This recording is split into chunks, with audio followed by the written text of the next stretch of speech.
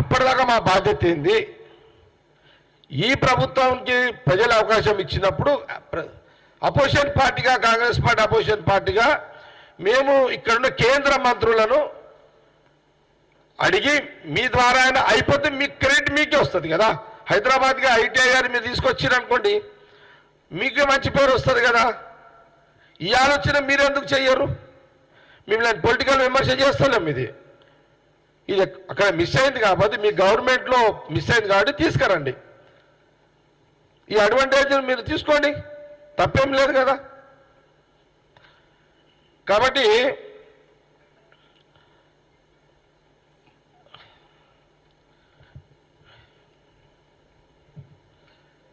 దీని విషయంలో నేను పార్లమెంట్ అయిపోయిన తర్వాత కిషన్ రెడ్డి గారు, బండి సంజయ్ గారు ఇద్దరు సెంట్రల్ మినిస్టర్స్ హైదరాబాద్కి వచ్చిన తర్వాత నేను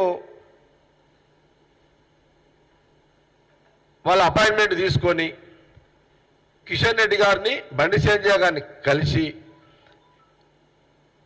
రాతపూర్వకంగా వారికి రిప్రజెంటేషన్ ఇచ్చి, గతంలో ఈ రకంగా జరిగింది, మిస్ అయిపోయింది మీ గవర్నమెంట్లో, ఇకనైనా మీరు తీసుకురావాలి అని నేను వారు హైదరాబాద్కి వచ్చిన తర్వాత తప్పకుండా కిషన్ రెడ్డి గారిని, బండి సంజయ్ గారిని అపాయింట్మెంట్ తీసుకొని రిప్రజెంటేషన్ ఇస్తా.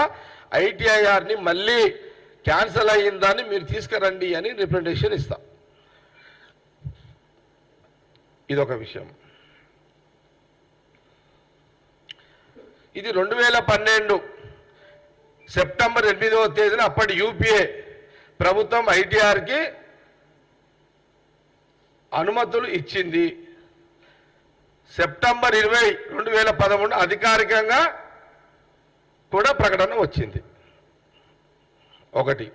రెండవది, 50,000 ఎకరాలలో హైదరాబాదులో ఐటీఐఆర్లో భాగం అంటే అందులో ఐటీ ప్లస్ ఐటీఈఎస్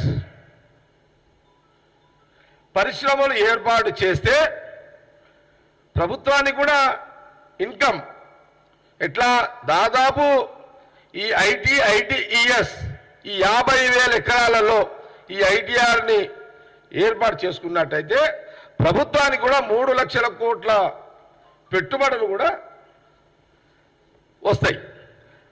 అట్లనే దాదాపు ఈ యొక్క ఇన్స్టిట్యూషన్స్, ఈ యొక్క వ్యవస్థ ద్వారా దాదాపు 60 లక్షల ఉద్యోగాలకు వచ్చేవి అనేది అంచనా. అంటే ప్రాసెస్లో ఈ వ్యవస్థ ద్వారా step by step, direct indirect. Okay. కానీ మోడీ గారి ప్రభుత్వము ఏప్రిల్ 2016లో ఈ పథకాన్ని పక్కన పెట్టింది. 2016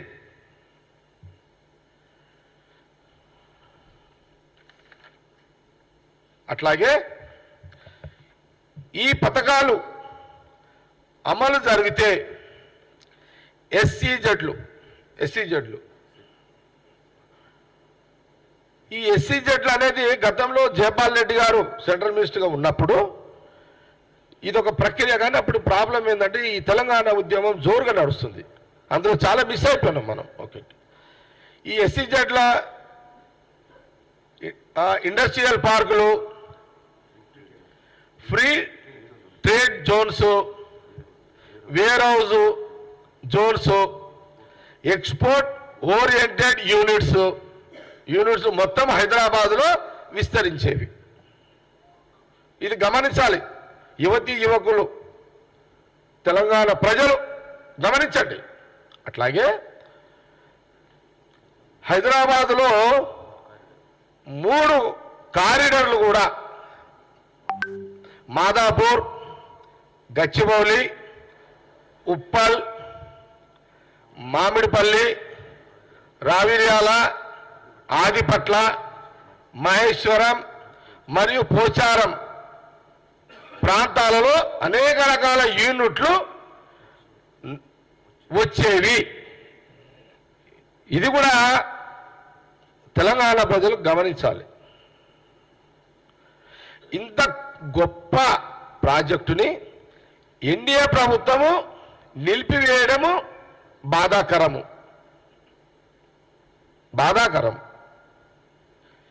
ఇప్పటికైనా రాష్ట్రంలో ఉన్న 8 మంది బీజేపీ ఎంపీలు, అందులో 2 సెంట్రల్ మినిస్టర్స్, ఒక రాజ్యసభ ఎంపీ గారు లక్ష్మణ్ గారు ఈ విషయంలో ప్రత్యేక శ్రద్ధ తీసుకొని మళ్ళీ ఈ ఐటీఐఆర్ని మీరు హైదరాబాద్కు తీసుకురావాలని రెండోసారి మళ్ళీ ఒకసారి నేను బీజేపీ ప్రభుత్వాన్ని, ఇక్కడున్న సెంట్రల్ మినిస్టర్స్ని, వీళ్ళ ద్వారా మోడీ గారిని, ప్రభుత్వాన్ని నేను కోరుతున్నా. ఇందులో మళ్ళీ చెప్తున్నా, ఎక్కడ కూడా రాజకీయ విమర్శ లేదు.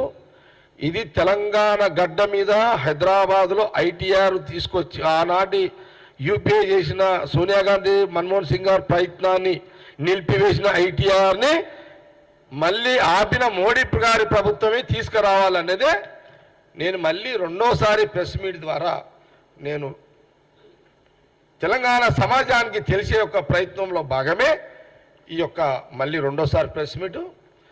నేను మళ్ళీ కూడా చెప్తున్నాను, నేను 5 రోజులకు ఒకసారి ప్రెస్ మీట్ ద్వారా నేను ఇక్కడున్న 2 సెంట్రల్ మినిస్టర్లకు ఎప్పుడు జ్ఞాపకం చేస్తూనే ఉంటా. మళ్ళీ చెప్తున్నా, నేను మిమ్మల్ని, ఇది విమర్శ కాదు, ఇది మిమ్మల్ని ఎప్పుడప్పుడు మీది బాధ్యత, మాది గుర్తు చేసే పని. రూలింగ్ ఉన్నదేంది, మీరు మర్చిపోతుంటారు అనేక ఒత్తిళ్లలో, మీరు అనేక పనులలో మీరు మర్చిపోతుంటారు కాబట్టి ఒక్కోసారి మిస్ అవుతుంది. కాబట్టి ప్రతిపక్ష పార్టీగా కాంగ్రెస్ పార్టీ, సెంట్రల్లో ప్రతిపక్ష పార్టీ, స్టేట్లో మేమే, కానీ సెంట్రల్లో ప్రతిపక్ష పార్టీగా రాహుల్ గాంధీ గారి యొక్క నాయకత్వంలో మేము ఇక్కడ 5 రోజులకు ఒకసారి 2 సెంట్రల్ మినిస్టర్లకు జ్ఞాపకం చేయించడం జరుగుతుంటుంది. నెక్స్ట్ వారు కిషన్ రెడ్డి గారు, బండి సంజయ్ గారు వచ్చిన తర్వాత వారిని కలిసి రిప్రజెంటేషన్స్ ఇచ్చి తర్వాత మేము ఎప్పటికప్పుడు దీన్ని ఫాలోఅప్ చేస్తూనే ఉంటాం. ఇది మా ప్రయత్నం, మా ప్రతిపక్ష పార్టీ కాంగ్రెస్ సెంట్రల్లో మా ప్రయత్నం మీద జ్ఞాపకం చేపించి మీ ద్వారా ఐటీఐఆర్ని హైదరాబాద్కి తీసుకురావాలా. మీరు తీసుకురాలేకపోతే తెలంగాణ ప్రజలు, దేశ ప్రజలు ప్రధానమంత్రిగా